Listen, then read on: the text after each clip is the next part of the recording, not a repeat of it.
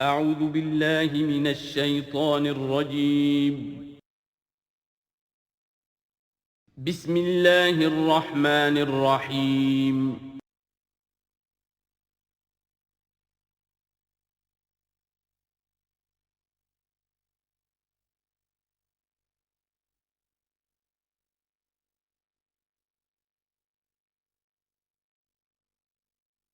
نحمده ونصلي على رسوله الكريم اما بعد فاعوذ بالله من الشیطان الرجیم بسم اللہ الرحمن الرحیم ایھا الذین آمنوا انفقوا مما رزقناکم من قبل ان یأتی یوم لا بیع فیہ ولا خلۃ ولا شفاعۃ والکافرون هم الظالمون اللہ لا الہ الا ہو الحی القیوم لا تأخذہ سنۃ ولا نوم لہ ما فی السماوات وما فی الارض من ذا الذی یشفع عندہ الا بإذنہ یعلم ما بین ایدیہم وما خلفہم ولا یحیطون بشیء من علمہ الا بما شاء وسع کرسیہ السماوات والارض ولا یؤودہ حفظہما وہو العلی العظیم صدق اللہ العظیم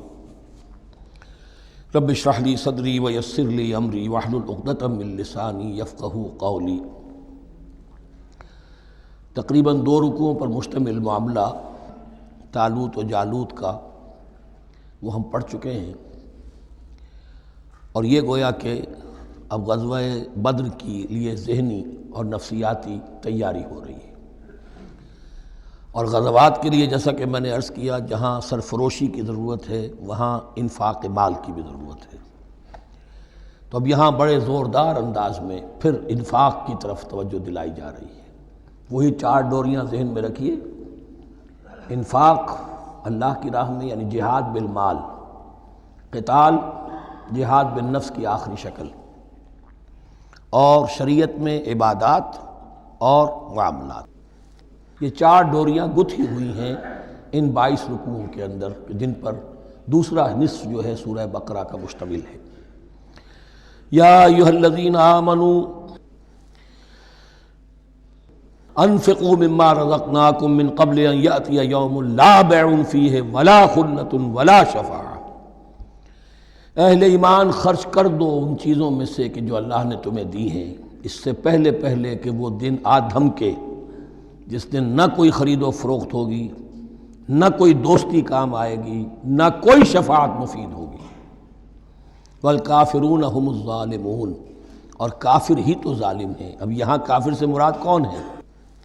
کافر اصطلاحی نہیں، کافر معنوی، جو اللہ کے اس حکم انفاق کی تعمیل نہیں کرتا، دیکھتا ہے کہ دین مغلوب ہے، اس کو غالب کرنے کی جد و جہد ہو رہی ہے، اس کی کچھ تقاضے ہیں، مالی ضرورتیں ہیں اس کی، اور اللہ نے اسے قدرت دی ہے، اس میں خرچ کر سکتا ہے اور نہیں کرتا، وہ ہے اصل کافر۔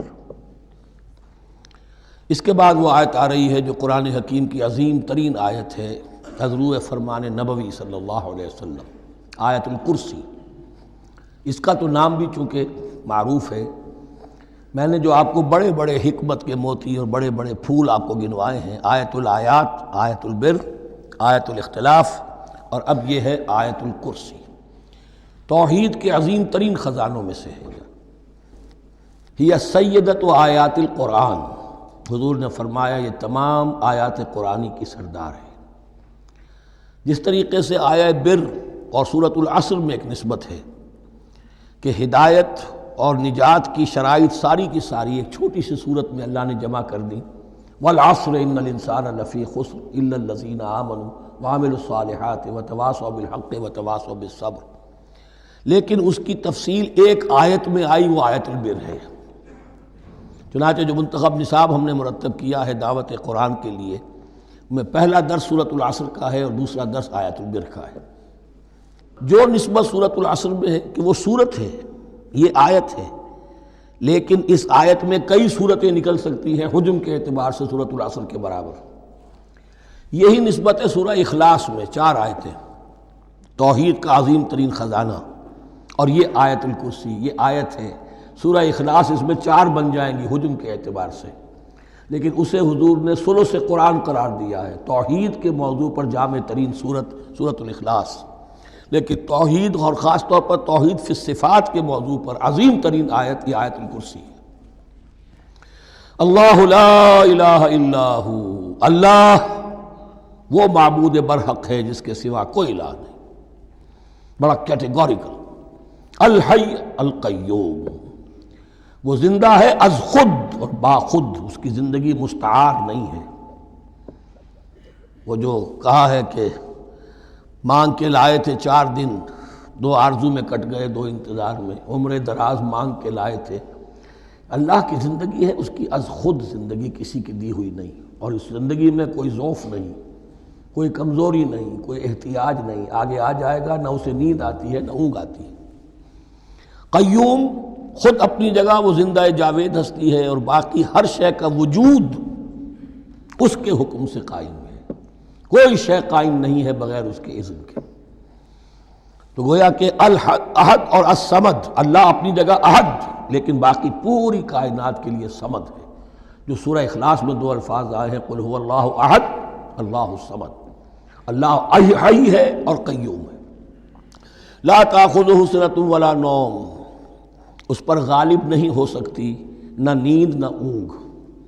لہو ما فی السماوات و ما فی الارض، آسمانوں اور زمین میں جو کچھ ہے اسی کا ہے، ملکیت تامہ، ملکیت حقیقی اس کی ہے۔ من ذا الذی یشفع عندہ الا باذنہ، کون ہے وہ جو شفاعت کر سکے اس کے پاس مگر اس کی اجازت سے۔ اب یہ مقام آیا ہے سورہ بقرہ میں پہلی مرتبہ، 3 مرتبہ کیٹیگوریکل ڈینائل کے بعد، کوئی شفاعت نہیں، کوئی شفاعت نہیں، کوئی شفاعت نہیں۔ یہاں بھی جو انداز ہے بہت ہی جلالی انداز ہے، منظر الذی، کس کی یہ حیثیت ہے، کس کا یہ مقام ہے، کس کو یہ زور حاصل ہے کہ وہ اپنے اختیار کے بل پر، جو اپنی حیثیت کی بنیاد پر شفاعت کر سکے؟ ہاں، جس کے لیے اللہ اجازت دے دے۔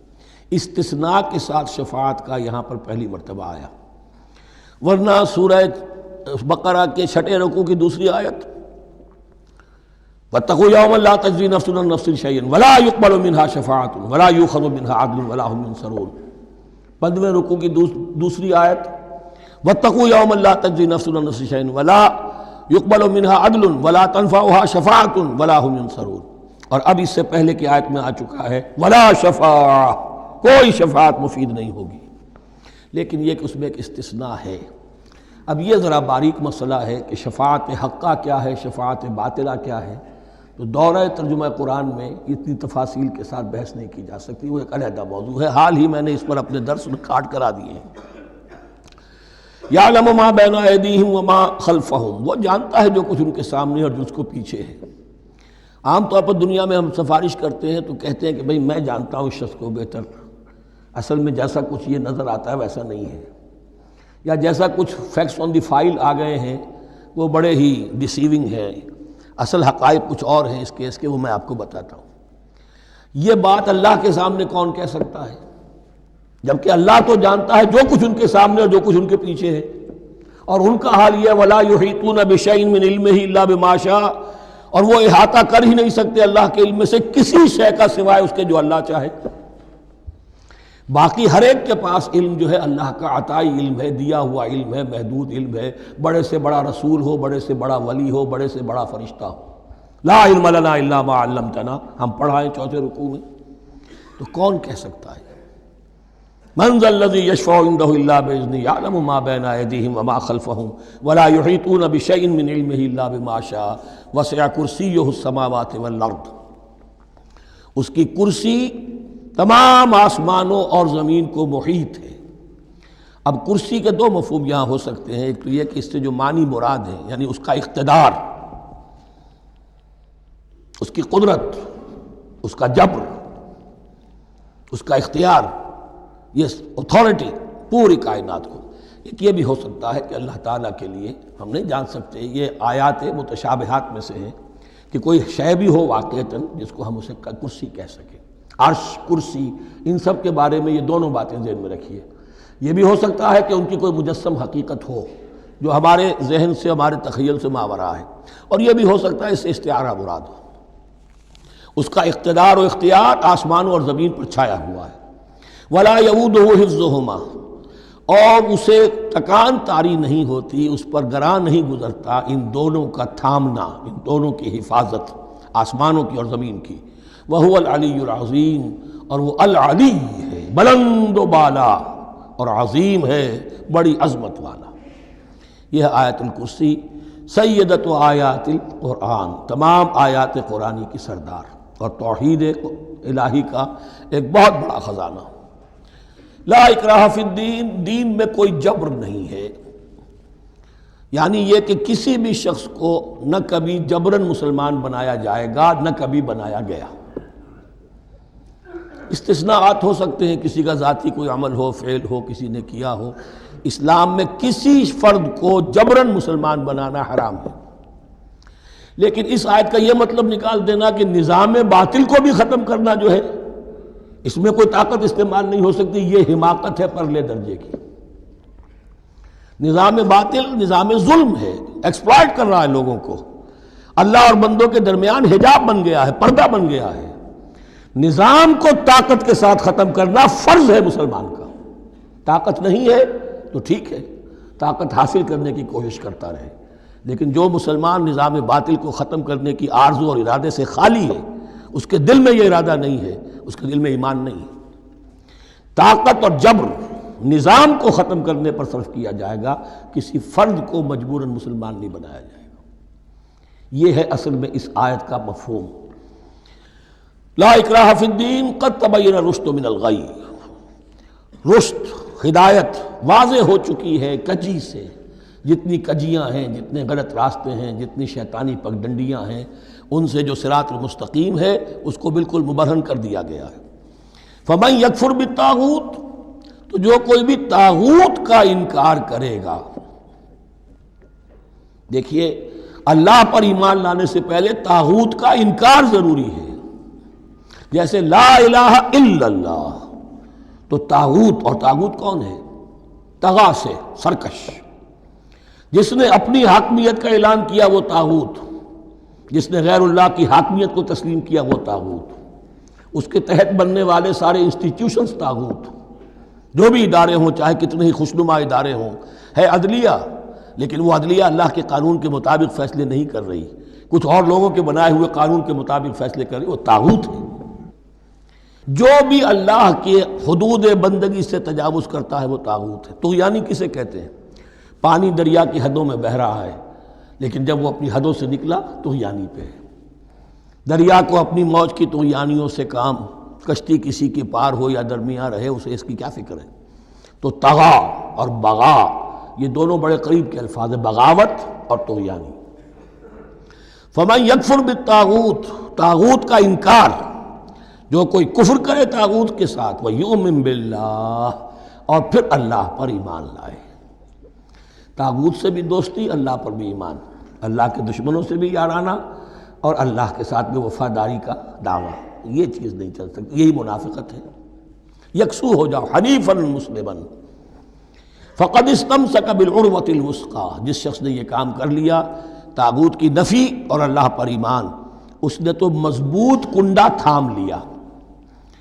تو سمجھئے کہ اگر کوئی شخص کسی جہاز، سمندری جہاز میں عرشے پر سے گر جائے، تیرنا بھی نہ آتا ہو، کسی طرح ہاتھ پاؤں مار کر وہ کسی کنڈے کے اوپر اگر ہاتھ اس کا پڑ گیا، تو اب وہ سمجھتا ہے کہ اس کو میں نہیں چھوڑوں گا، میری جان اسی سے وابستہ ہے، زندگی اسی سے ہے۔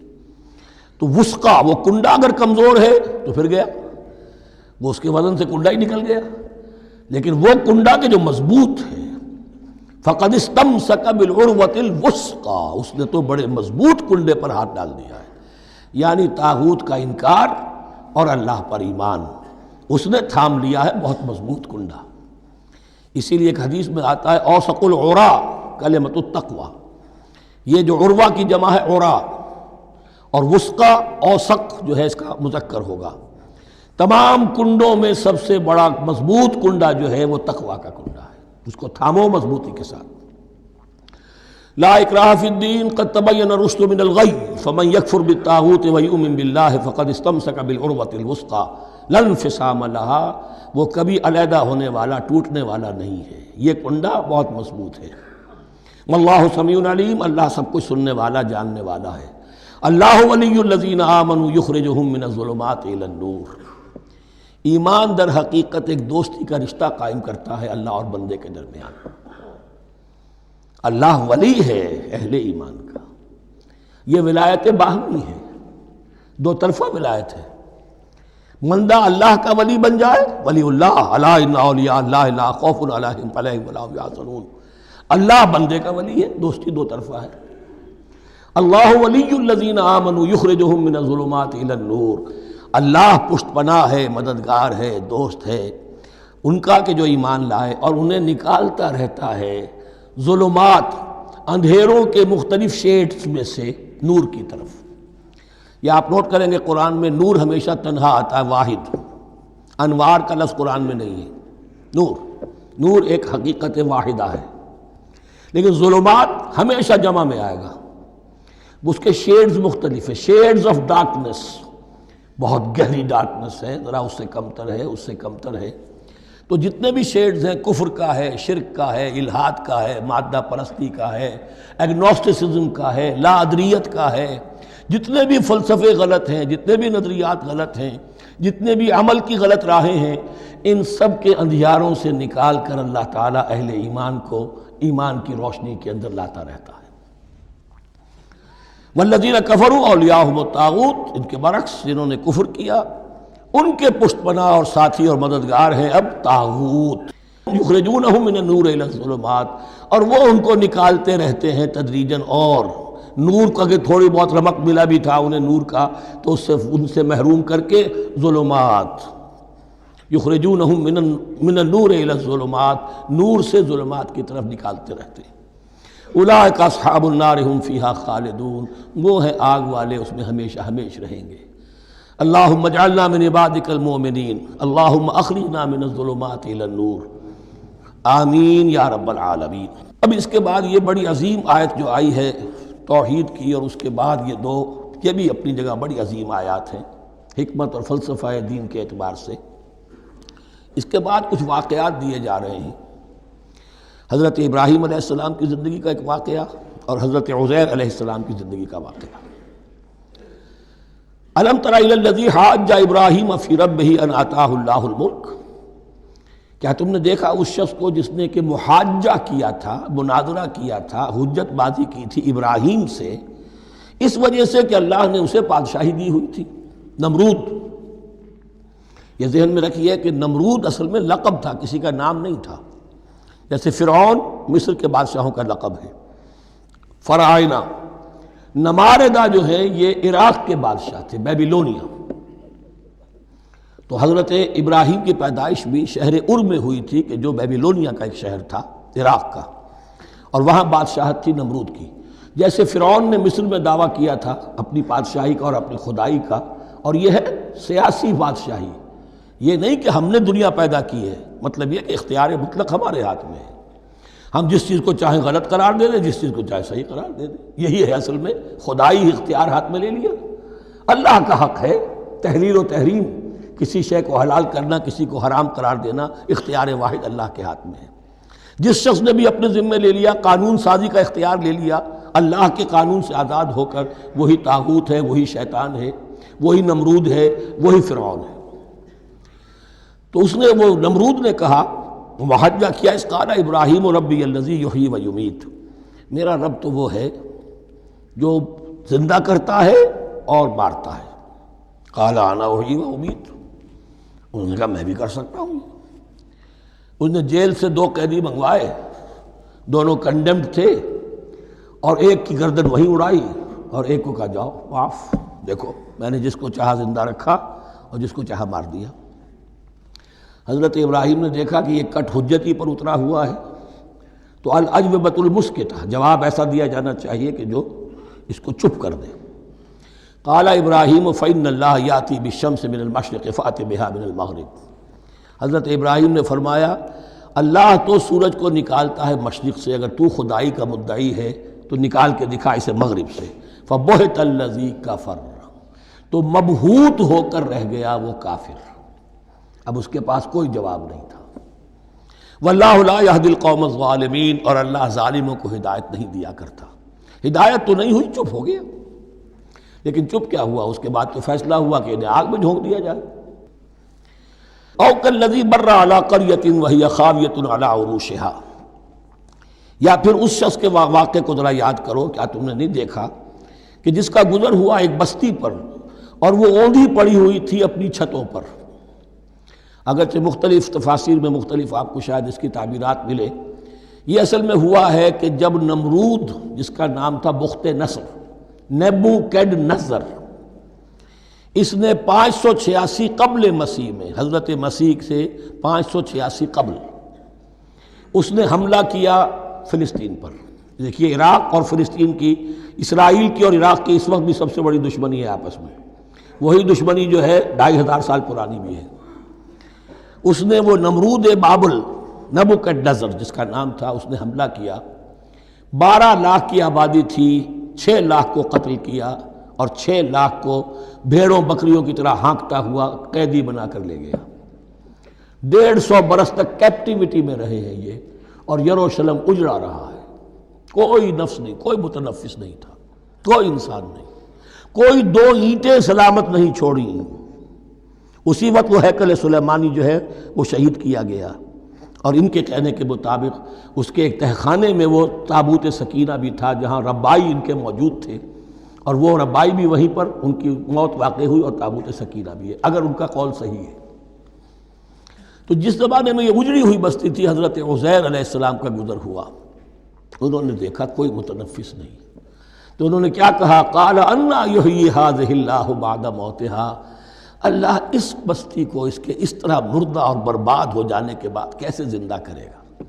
اب اس میں کیسے احیاء ہو سکتا ہے؟ دوبارہ کیسے اس میں لوگ آ کر آباد ہو سکتے ہیں؟ اتنی بڑی بربادی، اتنی تباہی، کوئی متنفس نہیں، کوئی 2 اینٹیں سلامت نہیں۔ فَأَمَاتَهُ اللَّهُ مِئَةَ عَامٍ ثُمَّ بَعَثَهُ، تو اللہ نے اس پر موت وارد کر دی 100 برس کے لیے، اور پھر انہیں اٹھایا۔ قَالَ كَمْ لَبِثْتَ، سوال کیا کتنے عرصے رہے ہو یہاں؟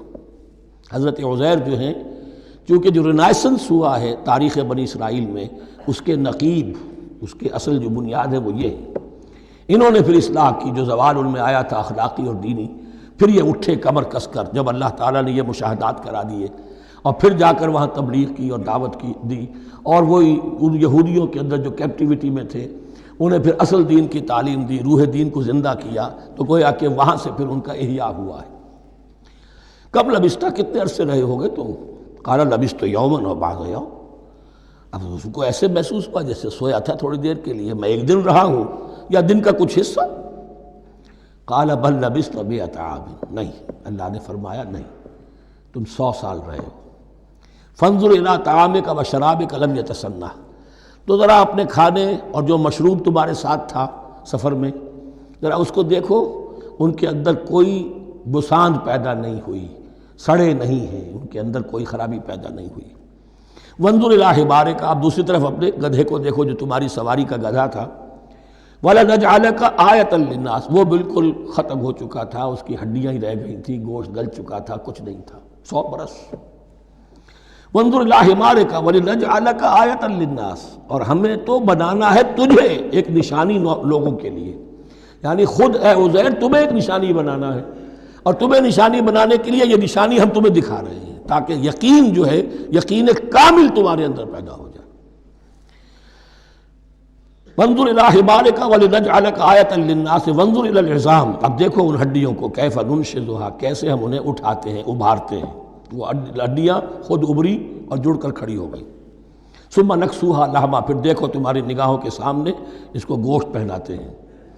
فلما تبین لہ، جب یہ سب اس کے سامنے واضح ہو گئی بات، مشاہدہ بھی کر لیا، قال اعلم ان اللہ علی کل شیء قدیر، ان کا میں نے پوری طرح جان لیا، مجھے پورا یقین قابل حاصل ہو گیا کہ اللہ ہر شے پر قادر ہے، یعنی وہ اس اجڑی ہوئی بستی کو بھی دوبارہ آباد کر سکتا ہے۔ جو میں نے سمجھا تھا کہ اب یہ کیسے آباد ہوگی، یہ بات نہیں ہے، یہ آبادی اللہ تعالیٰ کے اختیار میں۔ چنانچہ اس کے بعد ہوا، اس لیے کہ اس کے بعد واقعہ تو یہ ہوا کہ جو ایران کا بادشاہ تھا کیخورس یا سائرس ذو، جن کو کہ قرآن مجید ذوالقرنین کہتا ہے، جن کا تذکرہ سورہ کہف میں آئے گا۔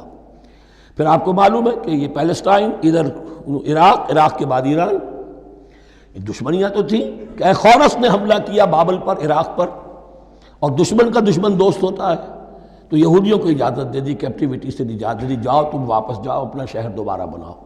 چنانچہ وہ گئے اور پھر انہوں نے جا کر وہاں پر 136 سالوں میں ان کی دوبارہ جو ہے یہ بستی بسی، اور پھر یروشلم کو انہوں نے آباد کیا، اور پھر انہوں نے وہاں ہیکل سلیمانی دوبارہ بنایا، جس کو وہ سیکنڈ ٹیمپل کہتے ہیں۔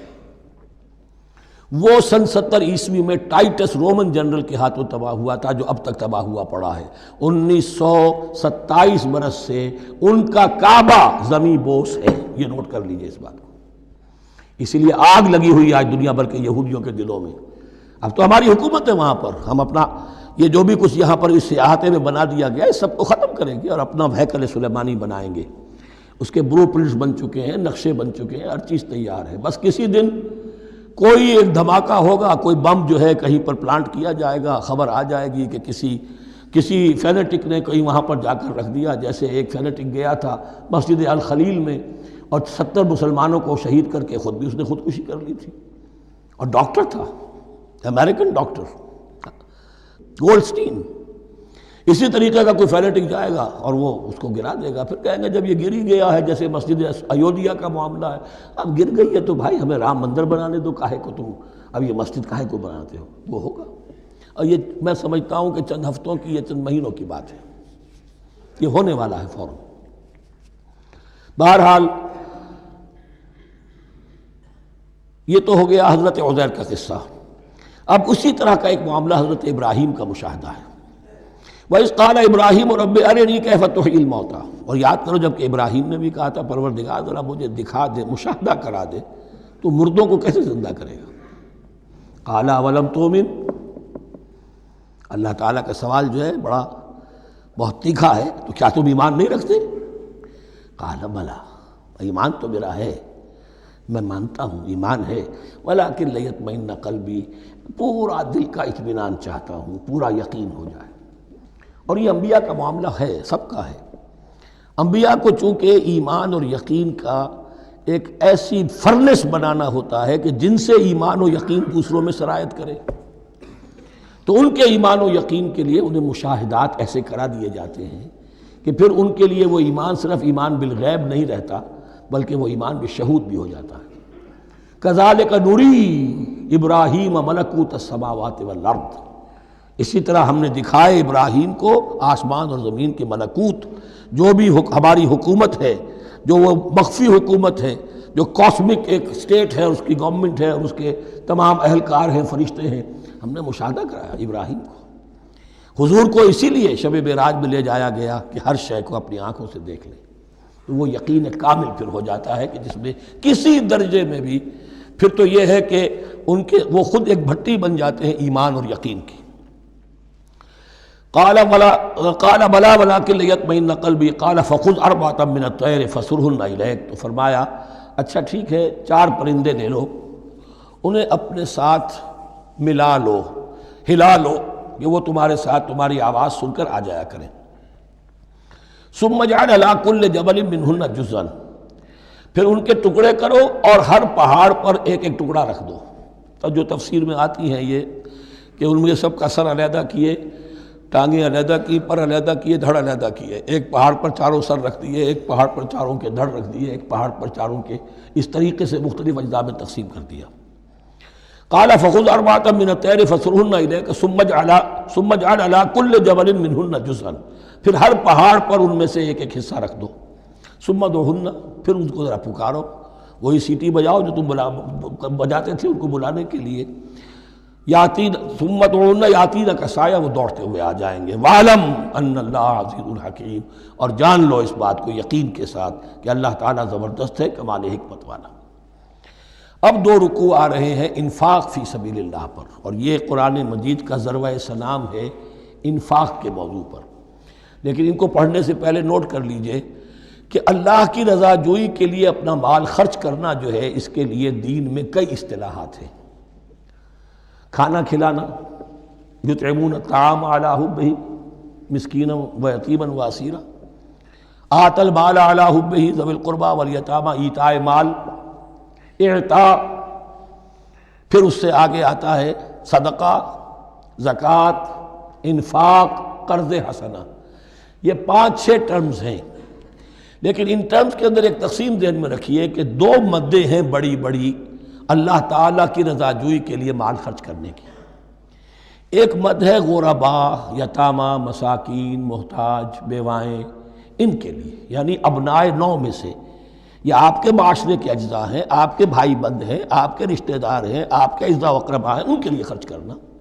تو یہ بھی اللہ کو بہت پسند ہے، اس کا اجر ملے گا، یہ بھی گویا کہ اللہ تعالیٰ ہی کے لیے آپ نے خرچ کیا۔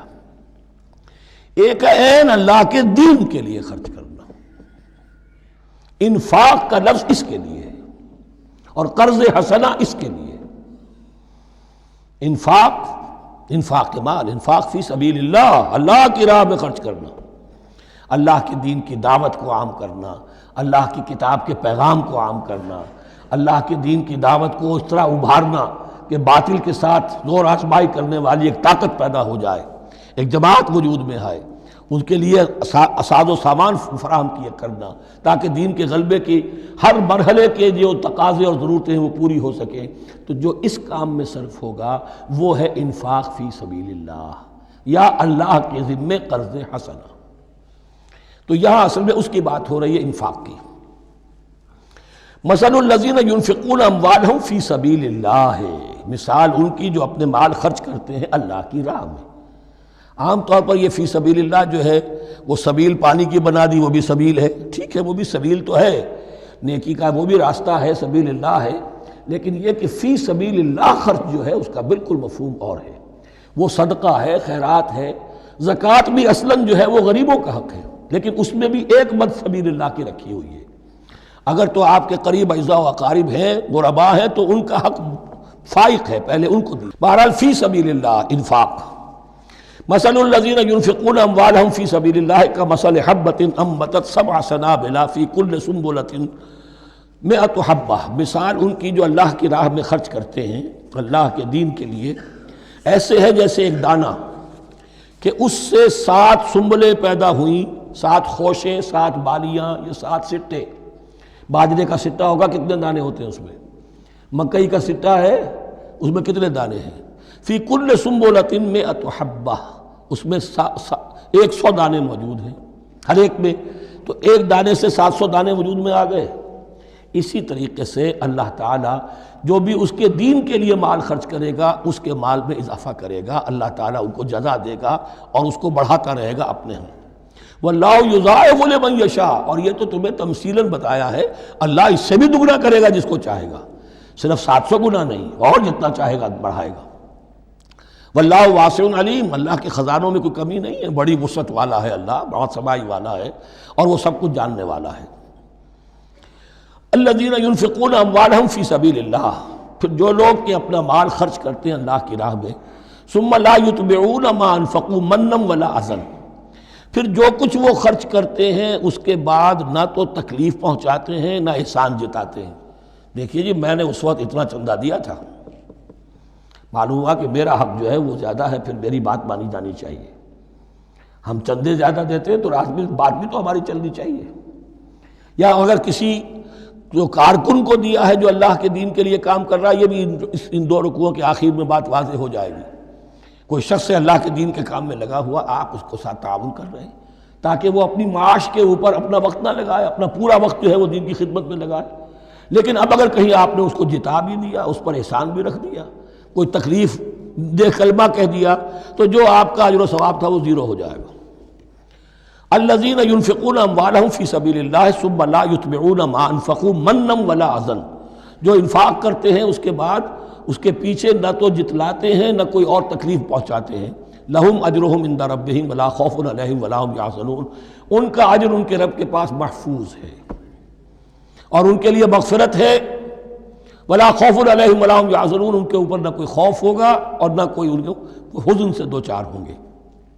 قول معروف، بھلی بات کہنا، ومغفرہ، اور درگزر کرنا، خیر بہتر ہے من صدقۃ، اس خیرات سے یتبعها اذی، جس کے بعد کہ اذیت پہنچائی جائے۔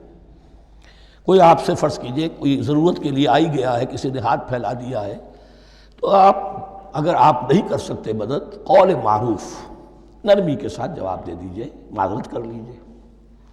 یا یہ ہے کہ اگر کسی سائل نے آپ کے ساتھ درستی کی ہے تو پھر بھی یہ ڈانٹیے نہیں، وَأَمَّا السَّائِلَ فَلَا تَنْهَرْ، پھر بھی یہ ہے کہ مغفرت، معاف کیجئے۔ یہ کہیں بہتر ہے اس سے کہ دے تو دیا، خیر من صدقۃ یتبعھا اذی، اس کے بعد اسے دو چار جملے بھی سنوا دیے، کوئی اور سلواتیں بھی سنا دی اسے، تو اس کا کوئی فائدہ نہیں ہوا۔ واللہ غنی حلیم، اللہ تعالیٰ غنی ہے اور حلیم ہے۔ یہ کیوں کہا گیا کہ تم اگر کسی کو دے رہے ہو تو اصل میں اللہ کو دے رہے ہو۔ ایک حدیث میں آتا ہے کہ اللہ تعالیٰ اپنے بندے سے شکایت کرے گا، اے میرے بندے تیرے پاس مال تھا، میں نے تجھ سے مال طلب کیا تھا، میں بھوکا تھا، میں نے تجھ سے روٹی مانگی، تو نے مجھے کھلایا نہیں۔ بندہ کہے اللہ تو غنی ہے، تجھے بھوک، تجھے احتیاج، کہ وہ جو میرا بندہ تھا جو بھوکا تھا، اس نے جو مانگا تھا تجھ سے وہ میں ہی تھا، اصل میرا بندہ تھا۔ الخلق عیال اللہ، تجھ سے انہیں کھانے کو نہیں دیا تجھے، تو گویا کہ مجھے نہیں دیا۔ اے میرے بندے میں ننگا تھا، میں نے تجھ سے میں چاہا کہ میرا سطر ڈھانپ دے، مجھے کوئی لباس دے دے، لیکن یہ کہ تو نے نہیں دیا۔ یہ اسی طریقے سے تو سمجھ لیجئے کہ اللہ تو غنی ہے، جو دے رہے ہو سمجھ لو کہ اللہ کو دے رہے ہو، اور حلیم ہے، وہ حلم والا ہے، فوراً نہیں پکڑتا تمہیں۔ تم جو بھی کرتے ہو، جو دل سے اتری ہوئی شے وہ اللہ کے نام پہ دے دو، جو ردی چیز ہے وہ اللہ کے نام پہ دے دو، تو اللہ تعالیٰ کی غیرت جو ہے اسی وقت اگر جوش میں آ جائے اور تمہیں پیس کے سرما کر دے وہ، تو وہ کر سکتا ہے، لیکن نہیں، حلیم ہے، وہ دیکھتا ہے کہ میری توہین کر رہا ہے، مجھے دے رہا ہے اور یہ دے رہا ہے۔ یا ایھا الذین آمنوا لا تبطلوا صدقاتکم بالمن والاذی، اے اہل ایمان اپنے صدقات کو باطل نہ کر لو، نسیہ منسیہ ہو جاتے ہیں، بالمن والاذی، جتلا کر اور کوئی اذیت بخش بات کہہ کر۔ کالذی ينفق مالہ رئاء الناس، ان لوگوں کی طرح، اس شخص کی طرح جو اپنا مال خرچ کرتا ہے لوگوں کو دکھانے کے لیے، دے تو رہا ہے صدقات، چیریٹی ہاؤس، بڑے بڑے ادارے قائم کر دیے ہیں، یہ کہ سب ریاکاری ہے۔ کوئی سرکار دربار میں رسائی کے لیے فاؤنڈیشنز بنے ہوئے، کچھ اپنے وہ ٹیکس بچانے کے لیے، کچھ اور اپنی ناموری، کیونکہ پھر الیکشن بھی لڑنا ہے۔ یہ سارے کام جو ہوتے ہیں اللہ جانتا ہے کس کی کیا نیت ہے۔ لا تبطلوا صدقاتکم بالمن والاذی کالذی ينفق مالہ رئاء الناس ولا یؤمن باللہ والیوم الآخر، جو ریاکاری کر رہا ہے وہ حقیقت میں ایمان نہیں رکھتا اللہ پر اور یوم آخر پر۔ یہ ریا اور یہ ایمان ایک دوسرے کی ضد ہے، جیسا کہ حدیث بار بار سنا چکا ہوں، من صلی یرائی فقد اشرک ومن صام یرائی فقد اشرک ومن تصدق یرائی فقد اشرک۔ جس نے دکھاوے کے لیے نماز پڑھی اس نے شرک کیا، جس نے دکھاوے کے لیے روزہ رکھا اس نے شرک کیا، جس نے دکھانے کے لیے لوگوں کو صدقہ خیرات دیا اس نے شرک کیا۔ ولا یؤمن باللہ والیوم الآخر فمثلہ کمثل صفوان علیہ تراب فاصابہ وابل فترکہ صلدا، تو اس کی مثال اس چٹان کی سی ہے اس پر کچھ تھوڑا سا غبار، کچھ ریت جم گئی تھی، تو اگر کسی چٹان کے اوپر کچھ تھوڑی سی تہ آ گئی ہو مٹی کی، وہاں آپ نے کوئی بیج ڈال دیے، کوئی فصل بھی ہو گئی۔ فاصابہ وابل، اب آیا زوردار ایک بارش کا چھینٹا پڑا، زوردار بھی پڑا، فترکہ صلدا، وہ ساری اوپر کی تھوڑی سی تہ تھی وہ مٹی بھی بہہ گئی اور آپ کی محنت بھی گئی، وہ آپ کا بیج بھی گیا اور آپ کی فصل بھی گئی۔ وہ چٹان جو ہے چٹیل چٹان وہ اندر سے نکل آئی، یعنی سب کچھ گیا۔ ریاکاری میں اس کا مطلب یہ ہے مال بھی دیا اور حاصل کچھ نہ ہوا، بیج بھی گیا، اور اللہ کے ہاں کسی اجر و ثواب کا سوال ہی نہیں۔ لا یقدرون علی شیء مما کسبوا، جو محنت انہوں نے کی تھی، اس تھوڑی سی مٹی جو جم گئی تھی اس میں بھی کچھ ہل چلایا تھا، کچھ بیج ڈالا تھا، اب اس میں کوئی قدرت انہیں حاصل نہیں ہے، سب کچھ گیا۔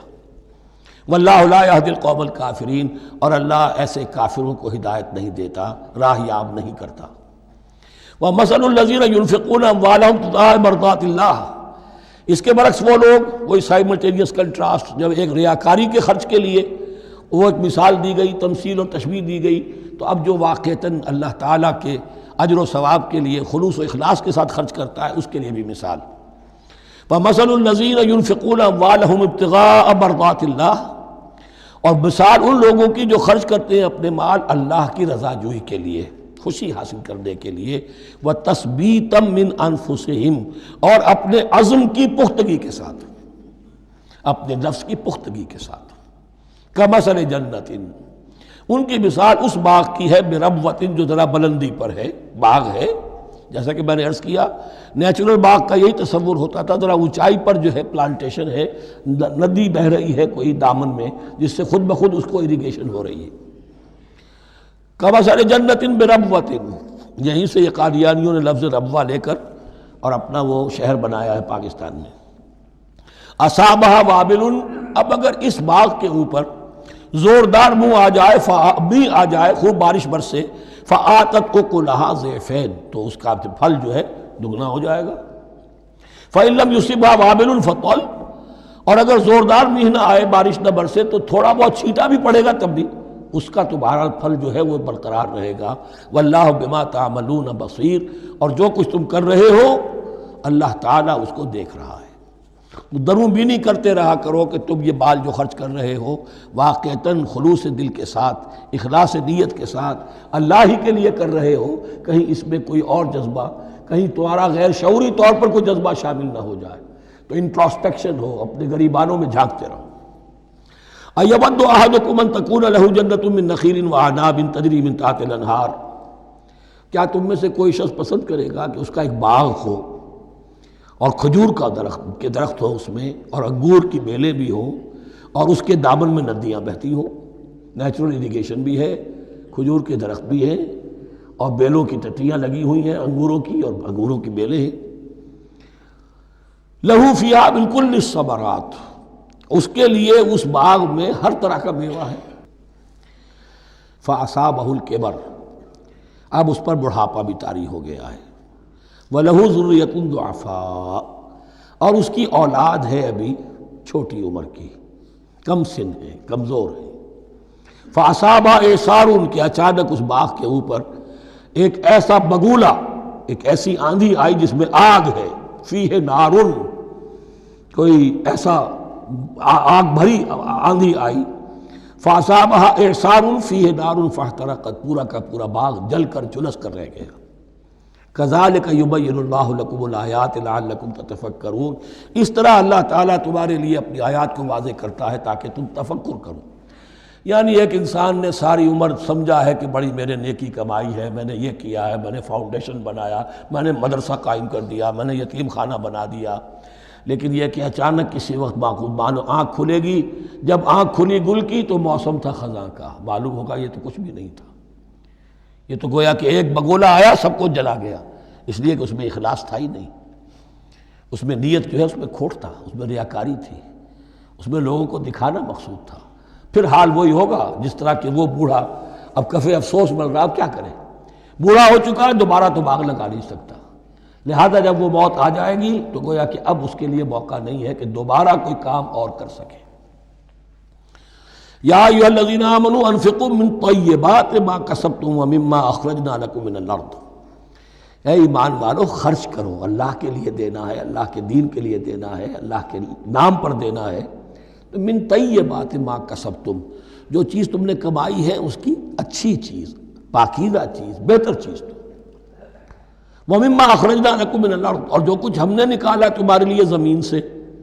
اب زمین سے ظاہر بات ہے جو بھی نباتات آ رہی ہے، چاہے وہ کوئی چراہ گاہ ہے تو اس کے اندر سے جو ہے وہ بھی ہریاول ہے تو اللہ نے پیدا کی ہے، کھیت کے اندر آپ نے محنت کی ہے، ہل چلایا ہے، بیج ڈالے، لیکن یہ کہ فصل کا اگانا تو آپ کے کام ہاتھ نہیں ہے، تو اللہ کے ہاتھ میں ہے۔ تو جو کچھ ہم نے نکالا ہے تمہارے لیے، وَمِمَّا أَخْرَجْنَا لَكُم مِّنَ الْأَرْضِ وَلَا تَيَمَّمُوا الْخَبِيثَ مِنْهُ، اور اس میں سے ردی مال کا ارادہ نہ کرو، تنفقون، کہ اسے خرچ کر دو، زکوٰۃ دینی ہے، عشر دینا ہے، تو جو ردی چیزیں ہیں، اب بھیڑوں بکریوں کا غلہ ہے، ان میں سے اتنی بکریاں نکالنی ہیں، اتنی بھیڑیں ہیں، تو اب جو ذرا کمزور ہیں، لاغر ہیں، بیمار ہیں، نقص والی ہیں، گنتی پوری کرنی ہے نا۔ اسی طریقے سے عشر نکالنا ہے تو گندم کا ڈھیر لگا ہوا ہے، اس میں سے کہیں بارش پڑ گئی تھی، وہ نکال دو۔ ولا تیمموا، تیمم کے معنی یہاں نوٹ کر لیجئے قصد کرنے کے ہیں۔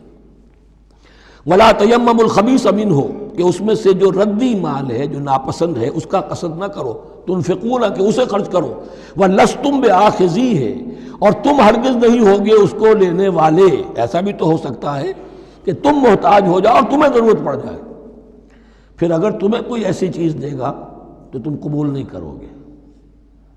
وَلَسْتُمْ بِآخِذِيهِ إِلَّا أَن تُغْمِضُوا فِيهِ، الا یہ کہ چشم پوشی کرنے پر مجبور ہو جاؤ، احتیاج اس درجے کی ہو کہ جو بھی مل جائے، ردی مل جائے، اچھا مل جائے، نفیس مل جائے، خبیث مل جائے، جو بھی مل جائے چشم پوشی کرو۔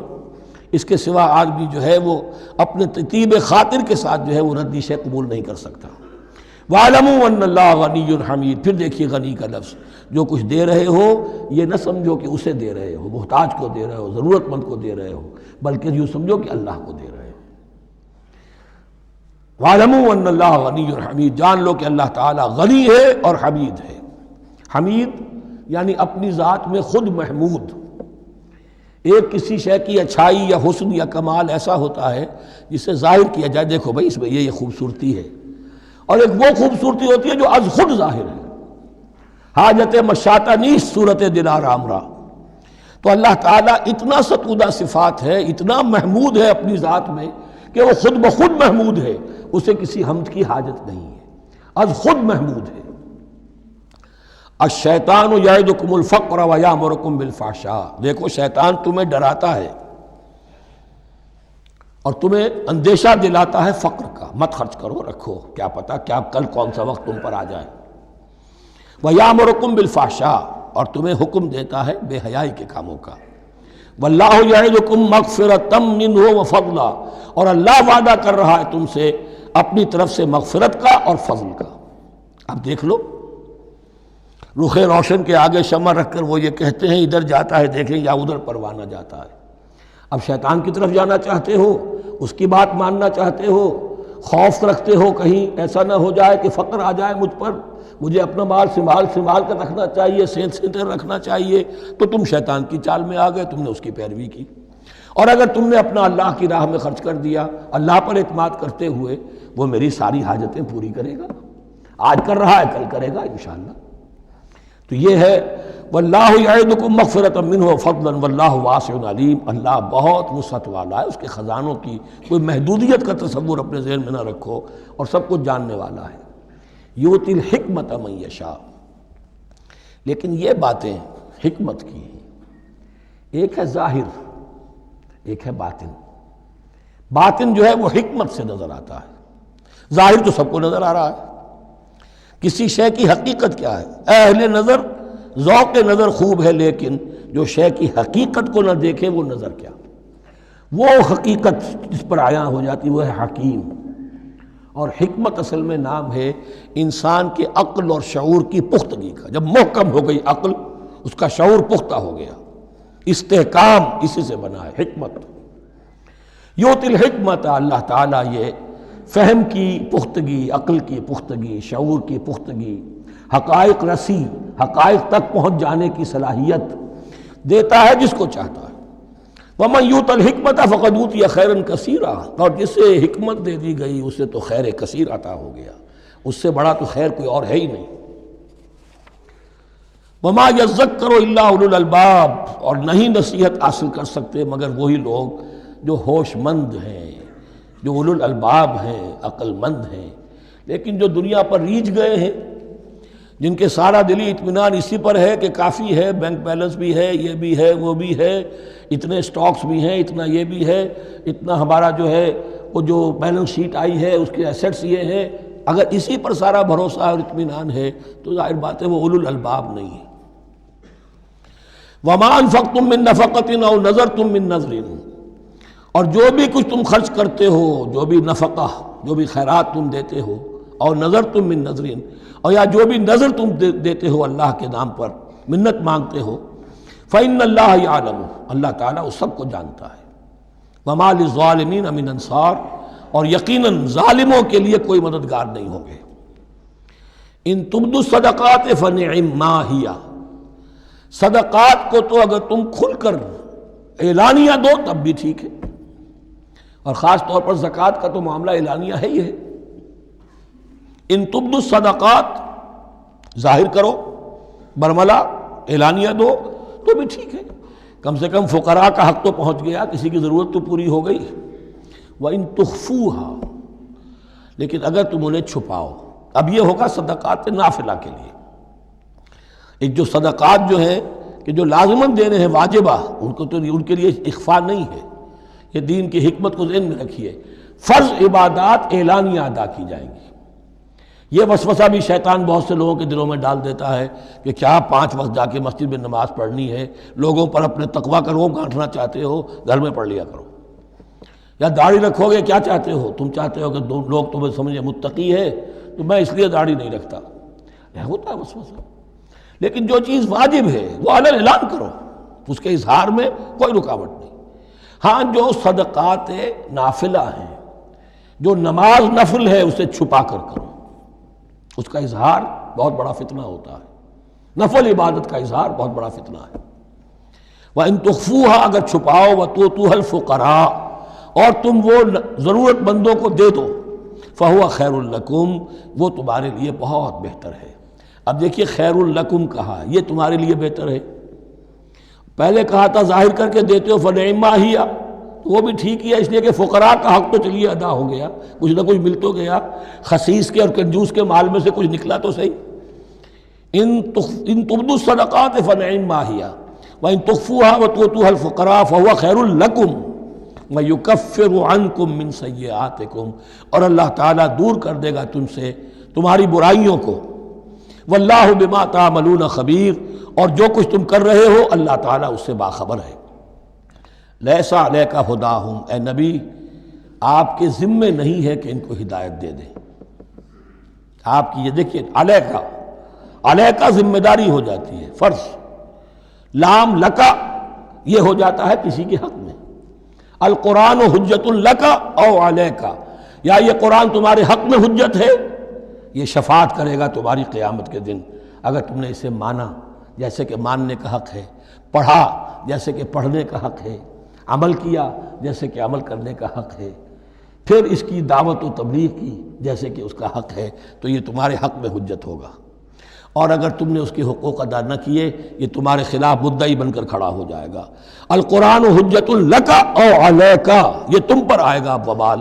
اے اللہ یہ بدبخت مجھے مانتا تھا کہ میں تیرا کلام ہوں، پڑھتا نہیں تھا، مجھے پڑھتا تھا تو جیسے کسی طوطا مینا کو، جو مولانا ماہر قاضی کی نظم ہے، کچھ بول سکھائے جاتے ہیں، رٹائے جاتے ہیں، اس طرح پڑھایا جاتا ہوں اور اس طرح سکھایا جاتا ہوں، وہ اس طریقے سے پڑھ رہے ہیں، کچھ پتہ نہیں۔ 1-2 روپے کا اخبار لائیں گے تو سمجھ کر پڑھیں گے، اللہ کی کتاب کو سمجھ کے پڑھنے کی ضرورت نہیں۔ پڑھا تو عمل نہیں کیا بدبخت نے۔ ما آمن بالقرآن من استحل محارمہ، تو لام اور علا کا یہ استعمال ذہن میں رکھیے۔ لیس علیک ہداہم، آپ پہ ذمہ داری نہیں ہے ان کی ہدایت کی، آپ پر ذمہ داری تبلیغ۔ ہم نے بھیجا ہے آپ کو، انا ارسلناک بالحق بشیرا ونذیرا ولا تسأل عن اصحاب الجحیم، یہ آیت ہم پڑھ چکے ہیں پہلے حصے میں۔ ولکن اللہ یہدی من یشاء، وہ تو اللہ تعالیٰ ہدایت دیتا ہے جس کو چاہتا ہے۔ وما تنفقوا من خیر فلانفسکم، اور جو بھی خیر، جو بھی بھلائی، جو بھی مال تم خرچ کرو گے وہ تمہارے اپنے لیے بہتر ہے، تمہیں اجر و ثواب ملے گا، تمہیں کو مل جائے گا 700 گنا 1400 گنا۔ وما تنفقون الا ابتغاء وجہ اللہ، یہاں یہ فعل مضارع آیا ہے نفی نہیں کے مفہوم میں۔ لا تنفقون، ما تنفقون یعنی تم نہیں خرچ کرو گے مگر اللہ کی رضا کے لیے، تب اجر ملے گا۔ اگر ریاکارانہ خرچ کیا تھا تو کوئی اجر کا کیا سوال، وہ تو شرک بن جائے گا۔ وما تنفقون الا ابتغاء وجہ اللہ وما تنفقوا من خیر یوفی الیکم وانتم لا تظلمون، اور جو بھی خیر تم خرچ کرو گے، خیر میں سے جو بھی دولت خرچ کرو گے، یوفی الیکم پورا تمہیں لوٹا دیا جائے گا، وانتم لا تظلمون، اور تم پر کوئی ظلم نہیں ہوگا، تمہاری کوئی حق تلفی نہیں ہوگی۔ اب آیا ہے آخری ٹیپ کا بند۔ انفاق فی سبیل اللہ کا سب سے بڑھ کر حقدار کون ہے؟ للفقراء الذین احصروا فی سبیل اللہ، وہ ضرورت مند کہ جو گھر کر رہ گئے اللہ کی راہ میں، جیسے اصحاب صفہ تھے، بیٹھے ہوئے ہیں، کوئی کام نہیں کر رہے، حضور سے علم سیکھ رہے ہیں، اور جہاں جہاں سے دعوت آ رہی ہے کہ حضور بھیجیے ہمارے ہاں کوئی مبلغین، وہاں سے ان کو بھیجا جا رہا ہے۔ اب وہ معاش کی جد و جہد کرتے تو یہ تعلیم کیسے حاصل کرتے؟ یا اسی طرح دین کی کوئی خدمت ہے، کوئی آپ نے تحریک اٹھائی ہے، اب اس میں آپ کو کچھ نہ کچھ کارکن تو چاہیے، ان کارکنوں کی بھی تو آخر معاش کا ہے درجہ۔ اگر وہ سارا 8 گھنٹے دفتروں میں کھائیں اور وہاں ڈانٹیں بھی سنیں افسروں کی، اور پھر 2 گھنٹے جانا 2 گھنٹے آنا، اب وہ کون سا وقت نکالیں گے دین کے کام کا؟ کیا کریں گے؟ کہاں سے وقت آ جائے گا؟ کچھ لوگ تو ہونے چاہیے جو ہمہ وقت لگ جائیں، لیکن ہمہ وقت تو لگ گئے، لیکن پیٹ تو ان کے بھی ہے، اولاد تو ان کے بھی ہوگی۔ للفقراء الذین احصروا فی سبیل اللہ، جو گھیرے میں آ گئے ہیں اللہ تعالیٰ کی راہ کی جد و جہد میں، جہاد فی سبیل اللہ کی سعی میں، وہ اس طریقے سے مصروف ہو گئے ہیں، لا یستطیعون ضربا فی الارض، اب وہ زمین میں گھوم پھر کر تجارت کرنے کی ان کے اندر ان کے پاس وقت ہی نہیں ہے، نہیں چل پھر سکتے زمین میں اپنی معاش کے لیے۔ یحسبهم الجاہل اغنیاء من التعفف، اب یہ اس طرح کے فقیر تو ہیں نہیں جو لپٹ کر مانگتے ہوں، انہیں عام طور پر جو ناواقف شخص ہے وہ سمجھتا غنی ہے، اس سے کوئی ضرورت ہی نہیں، اس نے کبھی مانگا ہی نہیں، لیکن اس نے مانگا اس لیے نہیں ہے کہ وہ اس طرح کا سائل نہیں ہے، اس طرح کا وہ سوالی نہیں ہے، وہ فقیر نہیں ہے، وہ تو اللہ کے دین کے لیے اپنے آپ کو اس نے لگا دیا ہے۔ یہ تمہارا کام ہے کہ دیکھو، یحسبهم الجاہل اغنیاء من التعفف، وہ جو مانگنے سے رک رہے ہیں اپنی عزت نفس کی حفاظت کی خاطر، اس کی وجہ سے ناواقف آدمی سمجھتے ہیں کہ تو غنی ہے، اسے کوئی ضرورت نہیں ہے۔ تعرفهم بسیماہم، تم پہچان لوگے انہیں ان کے چہروں سے۔ ظاہر بات ہے کہ فقر کا، احتیاج کا اثر چہرے پر تو آ جاتا ہے۔ اگر آپ کو نیوٹریشن صحیح نہیں مل رہی ہے تو ظاہر بات ہے چہرے پر اس کا اثر ہوگا۔ تعرفهم بسیماہم لا یسألون الناس الحافا، وہ لپٹ کر لوگوں سے سوال نہیں کرتے، مانگتے نہیں ہیں، وہ ان سائلوں کی طرح نہیں ہے جو اصل میں اپنی محنت وصول کرتے ہیں، کھڑے ہو کر آپ کے سر ہو کر آپ سے کچھ نہ کچھ نکلوا لیتے ہیں زبردستی، اس طریقے سے تو وہ نہیں مانگیں گے۔ یہ بات اہم مسئلہ ہے۔ اقامت دین کی جد و جہد میں جو لوگ ہمہ وقت لگ جائیں، آخر ان کے لیے کیا ذریعہ ہو۔ میں یہاں تفصیل میں نہیں جا سکتا، وقت بھی اس چنگ کا ختم ہو رہا ہے، لیکن یہ سمجھ لیجئے کہ یہ 2 رکوع جو ہیں انفاق کا پورا مضمون، اس کا کلائمیکس جو ہے وہ یہ آیت ہے، للفقراء الذین احصروا فی سبیل اللہ لا یستطیعون ضربا فی الارض یحسبهم الجاہل اغنیاء من التعفف تعرفهم بسیماہم لا یسألون الناس الحافا وما تنفقوا من خیر فإن اللہ بہ علیم۔ اور جو بھی تم دولت مال خرچ کرو گے تو اللہ تعالیٰ اس کے علم میں ہوگا، یہ نہ سمجھنا کہ اللہ کے علم میں نہیں ہے۔